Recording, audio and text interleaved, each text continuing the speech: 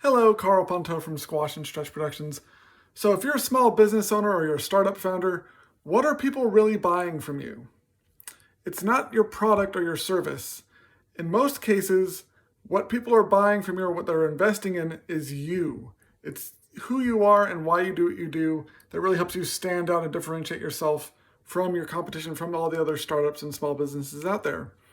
And so if you're trying to influence people's decisions and get them to say yes to your offers, talking a bunch about the features and details and technical aspects of what you're doing is not all that impressive, not all that persuasive, because they don't really know you well enough. Your brand isn't strong enough. They don't have that trust yet in order to go ahead with any sort of deal, or whether it's buying or investing or what have you.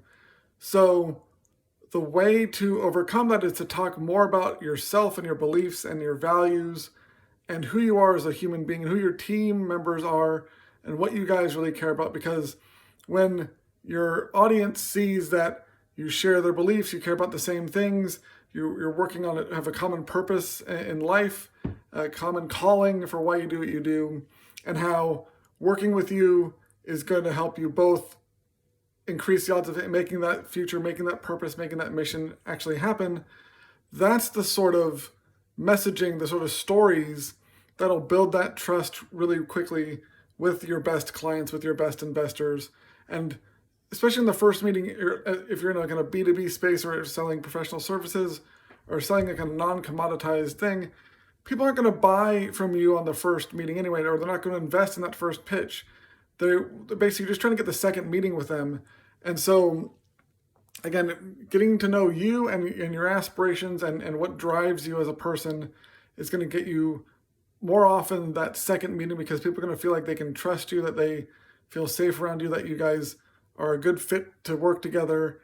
And especially if you're doing like a longer term services, or especially if you're looking for investors, you're going to be connected with them for a long time.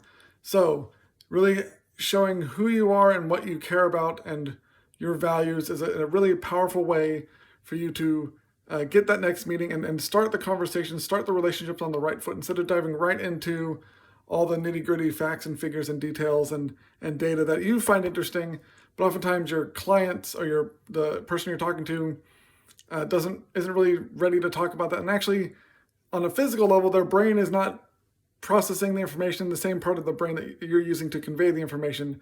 You're talking about a lot of top brain, upper brain, logical, rational reasons, and they're listening with their lower brain, which cares about emotion and survival and feelings and stuff like that. So tailoring your initial messages to speak to the lower brain, speak more about emotions and beliefs, is going to be a much better way for you to get the right sort of relationships going that'll help you grow and expand your business, to get funded, get more clients, that sort of thing. Because people want to do business with people they know, like, and trust. And you get to that level of trust by talking about yourself, not just what your business does. So hopefully you find that helpful, and I'll see you next week.